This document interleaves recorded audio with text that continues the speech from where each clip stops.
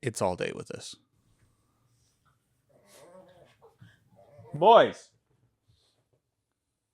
Be kind to each other. What is up, winners, sinners, and easing back inners? Thanks for sitting down at the message desk with me this week.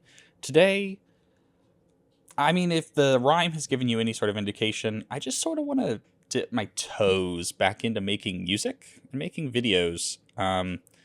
It hasn't actually been that long. It's only been a few weeks.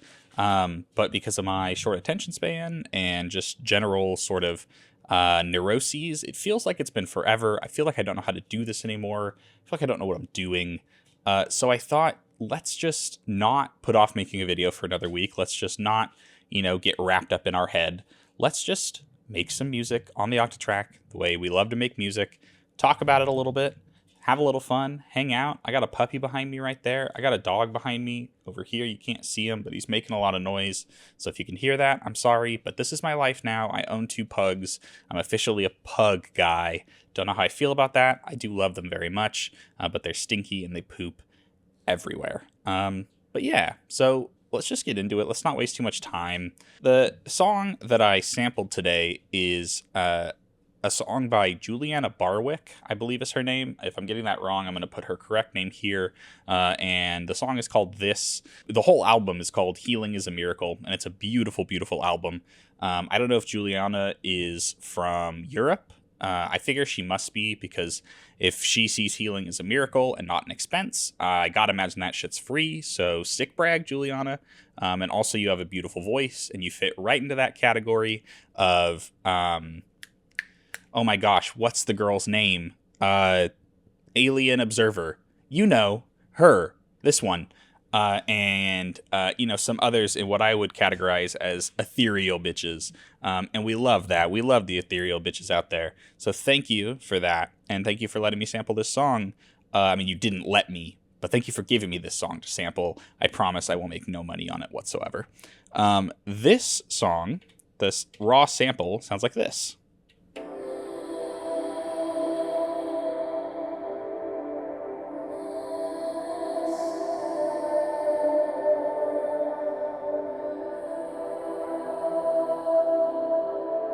Ooh, isn't that beautiful? And I also sampled the second part, like I always do. That sounds like this.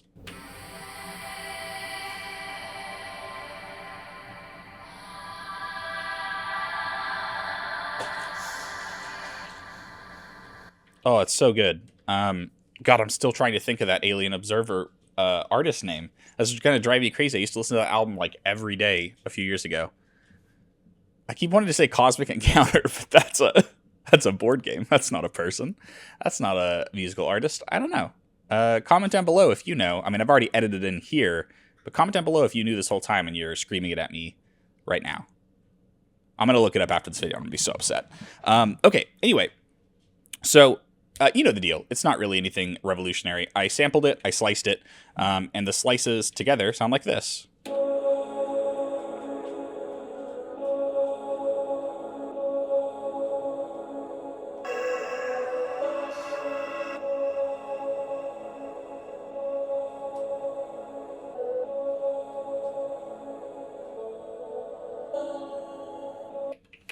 And if you've watched my videos before, that's going to sound really familiar in terms of my technique, which is I always slice 2 parts of a sample, and I always use the second part as just sort of spacey ambience, which if you listen here,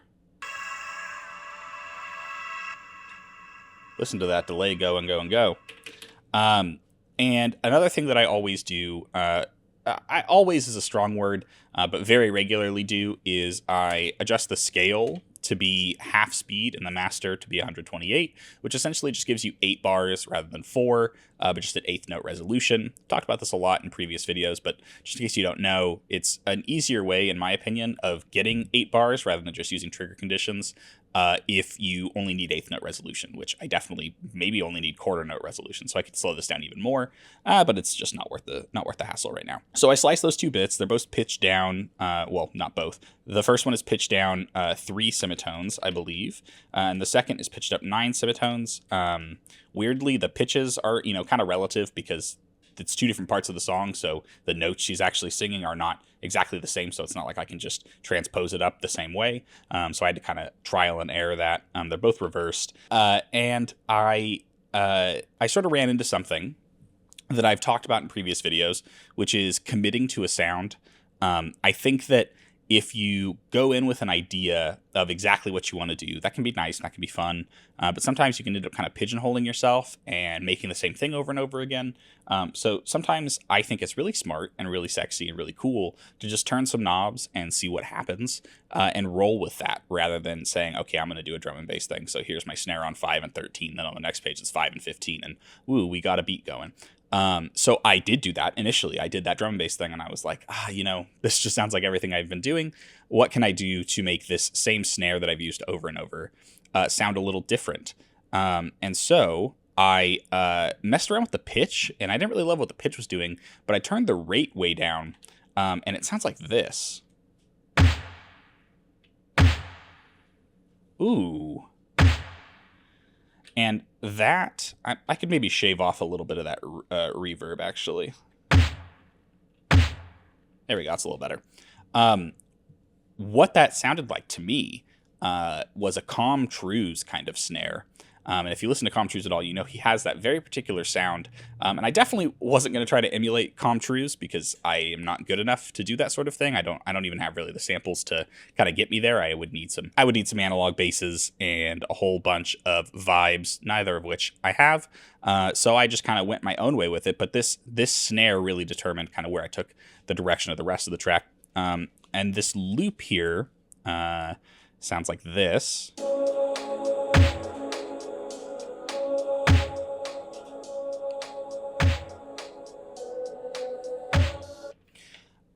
I like to use loops like that. I guess that's kind of a crutch, but more than a crutch, it's something to give me some sort of rhythmic context to place other things in. I just close my eyes for a long time while speaking. I guess I'm getting old. I have to be that guy that closes his eyes while he thinks. Anyway, it gives me some kind of rhythmic context. It helps me kind of play around with the rest of the stuff that I'm doing. And then usually I leave it, but sometimes I end up removing it. And, it's like if you were an artist, it'd be like overlaying, a picture of what you're trying to do with what you're actually doing, just as a quick kind of reference. And then you can remove that reference and have your full piece of art. Not saying this is art by any stretch of the imagination, but, I think that's worth talking about. And then because I'm me, I had to have an 808 in there. And this was kind of about committing to the sound, again, which is I have this sort of lo-fi, shitty bass, B-A-S-E, kind of underlying this whole thing. I have chorus on the main sample. I have that long delay. I have that kind of pitched down, shitty snare. It has that kind of slowed and reverb sound if you're into vaporwave at all. And so I thought I would take a 808 and I thought I would distort the shit out of it. Ooh. And so with that and everything together, it sounds like this.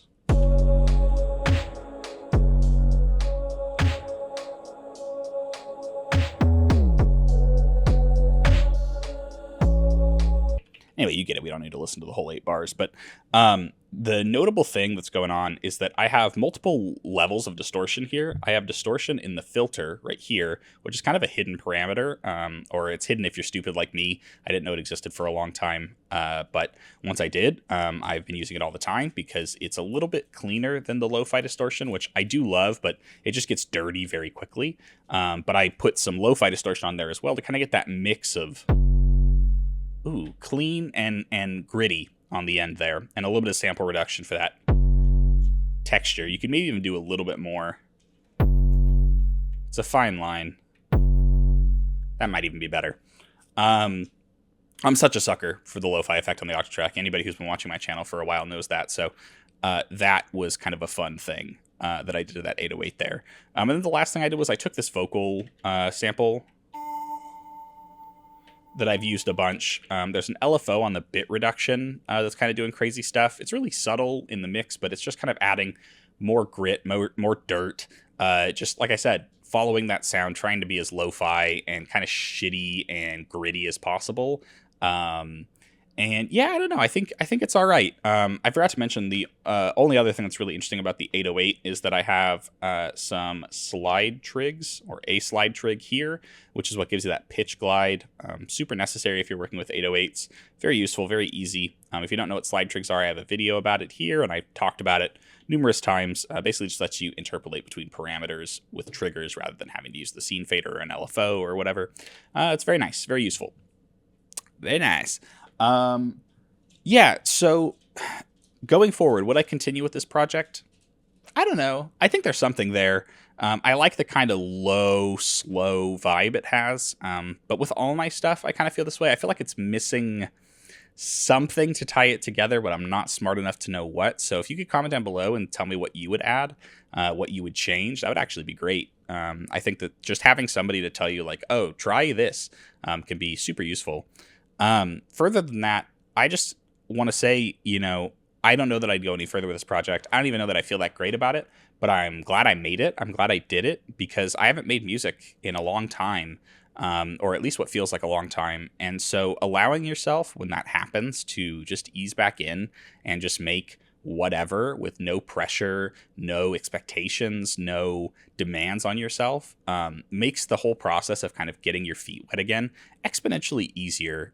Because I don't know if you're like me, but I think it's really easy to pressure yourself and demand a lot of yourself right away or just always. And it's a quick road to a negative cycle, negative feedback cycle of, trying to do something with unreasonable expectations from the get-go and then not meeting those expectations, obviously, and getting upset at yourself and then saying, either, oh, I suck and I'm never going to do this, or, oh, I'm just going to stop trying, which is something that I've done in the past and have a really bad habit of doing. So really forcing yourself to just make something and not expect anything of yourself and not demand anything of yourself and just say, I'm going to sit here and I'm going to make sounds. And at the end of the day, I don't care if it's worth anything. I think that's a really great thing to do. And I'm glad I did it. So that's kind of what I wanted to show off today. Really simple stuff, nothing special, but that's the reality of making music, right? Every time you sit down to make music, you're not going to make amazing, critical stuff. You're going to make sketches, you're going to make random doodles, and I feel like that doesn't get talked about enough in our industry, as it were. I feel like there's a lot of acceptance for the fact that artists, like visual artists, have to just practice and just doodle out shit constantly, but I feel like in music, maybe this is just me, but there's that expectation that everything you do needs to be a song, it needs to be full, and it needs to be finished, and it doesn't, man. Treat your Octatrack or your Digitact or whatever your favorite device is, treat it like a sketchbook. Just treat it as, you're taking a walk outside, you're flexing your muscles, you're just trying, and you're just doing it. And, Nike says that that's what you should do, so I would trust them on that. But anyway, I've rambled enough, I've preached enough, I've talked enough. I got a sleepy puppy back there, he's very cute. So I figure I'll end the video here. I want to thank you so much for watching this week. I know it's kind of a low-key, very low-energy video. Hope that's all right. Hope you guys are chill with that, just kind of hanging out. I'd like you to hang out with me next week. I really appreciate you sitting down with me. You could have sat down with anybody on the whole dang internet, but instead you chose to sit down with me, a guy who owns not one, but two of the stinkiest, dumbest dogs in the world. I ask them to come to me, and they sit there and look at me as though I'm an alien. They probably think I am. Who could blame them? Yeah, I think that's really awesome, and I really appreciate you. I will be back next week with another video. I think what I'm going to do is something I've actually been putting off doing for a long time, which is making a new template on the Octatrack. My old template is very outdated and really needs to be updated. So I think what I'm going to do is just record myself making the template live so I can kind of talk through my thought processes and why I'm doing certain things or why I want certain things or common things that I've run into. And then I'll post the template file on my Patreon for all the $5 people who get files and stuff, and you can have that, and maybe it'll be useful to you. So if you're interested in that, go check out my Patreon. I got sample packs and stuff over there. You can go join my Discord, plug, you get it. Yeah, with that, I'm Daniel. This is The Messy Desk, and I love you not quite as much as I love my beautiful, stinky, always shitting, always pissing, always smelly pugs. Their names are Link and Frank. Like the sausages, or like the fictional characters, it's both true and up to you to decide. I'll see you next week.